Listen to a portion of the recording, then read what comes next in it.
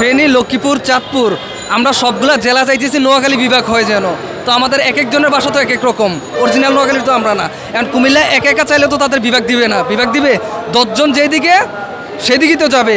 তো মাননীয় আমাদের যে উপদেষ্টা আসিফ মাহমুদ, উনি একজন দায়িত্বশীল জায়গা থেকে তো উনি এককভাবে বিভাগের জন্য বলতে পারে না। ওনার এখন কি, উনি সারা বাংলাদেশের নেতা, সব জায়গায় উনি দেখতে হবে। উনি এককভাবে কিভাবে বলে যে উনি কুমিল্লা বিভাগ চায়? তো ওনার দায়িত্বশীল জায়গা থেকে তো উনি বলতে পারে না। আর আজকে আয়তনের দিক দিয়ে বলেন, আপনি পুরাতনের দিক দিয়ে বলেন, 200 বছরের পুরাতন নোয়াখালী, কারণ নোয়াখালী পুরাতন যে 200 বছর পুরনো এক বাড়িও আছে। তো অতএব সব কিছু মিলে আমরা মনে করতেছি আমাদের নোয়াখালী বিভাগ দরকার আছে, নোয়াখালী বিভাগ আমরা চাই। বাংলাদেশে প্রত্যেকটা জেলার থেকে নোয়াখালী জেলার শিল্পপতিগুলো হলো উচ্চ। তো আমাদের ওই উচ্চকে সম্মান আরও সচেতন হওয়ার জন্য নোয়াখালী জেলার দরকার। কুমিল্লা দেখেন, এটা ঢাকার কাছাকাছি আছে, যেমন ফেনী, লক্ষ্মীপুর, তারপরে যা আপনার চাঁদপুর এর কাছাকাছি, তারপরে যায় আপনার এইগুলো নিয়ে যদি বিভাগীয় হয় তাহলে অনেক ভালো হবে। যেমন আমার কিছু কাজকর্ম আমি আমার এলাকায় সারতে পারলাম, বা আমার বিভাগীয়তে সারতে পারলাম, ঢাকায় আসা লাগলো না, ভোগান্তিতে ভুগতে হলো না, ওখানে সমস্যার সমাধান করা যায়। তো ইতিমধ্যে দেখছেন আমরা ঢাকায় এর আগেও একবার কর্মসূচি দিচ্ছি, ফেনীতেও চলছে, এখন চাঁদপুরে আমরা বড় আন্দোলন করব, লক্ষ্মীপুরে অনেক বড় আন্দোলন করব, এর ফলে ঢাকা আরও বড় জনসমাবেশ দিব।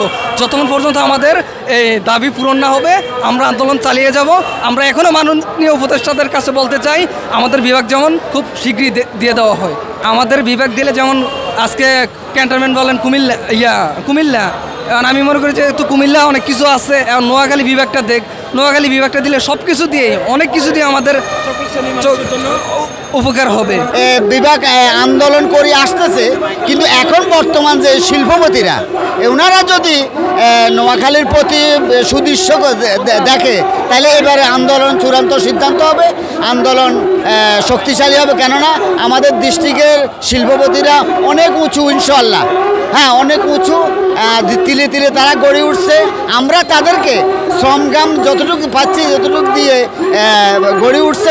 ওবায়দুল কাদের তো হলো একটা নিজে ব্যক্তিগত সরকারের অধীনে বাস করছে, আর জেলা সংক্রান্ত বাস করে না। সে ওবায়দুল কাদের, একরামুল করিম চৌধুরী, ওরা হলো নিজের জ্ঞান চর্চা, ফ্যামিলি রক্ষা করার, কিন্তু ডিস্ট্রিক্ট রক্ষা করার কোনো নেতা নয়। কেননা আমরা এদেশে যখন রোডে বালু ছিল, আমি 1986 সালে আসি, শুধু সালাউদ্দিন সাহেবের বাড়ির থেকে নরসিংদী পর্যন্ত অত্র এলাকাতে শুধু মাটি ছিল। তখন আমি এখন এই তিলে তিলে অনেক মিল ফ্যাক্টরি হয়ে আমাদের জেলারও আল্লাহ দিলে যে অনেক মিল ফ্যাক্টরি হয়েছে। হ্যাঁ, তো ওবায়দুল কাদের, একরামুল করিম চৌধুরী এটার সম্বন্ধে বুঝার, অর্থাৎ জেলার সম্বন্ধে বুঝার তাদের কোনো মেধা হলো তাদের ব্যক্তিগত ফ্যামিলিকে রক্ষা করা। যেমন এই যে বলছেন কাজকর্ম, যেমন আমি যদি নোয়াখালী থেকে ঢাকায় আসি, যখন আমার অলরেডি 2 দিন সময় লাগে যায়, তখন আমি যদি একদিনের ভিতরে চল করতে পারি, তাহলে আমার ওই ভোগান্তিটা ভুগতে হয় না, সাধারণ সকল শ্রেণী মানুষের জন্য অনেক ভালো হয়।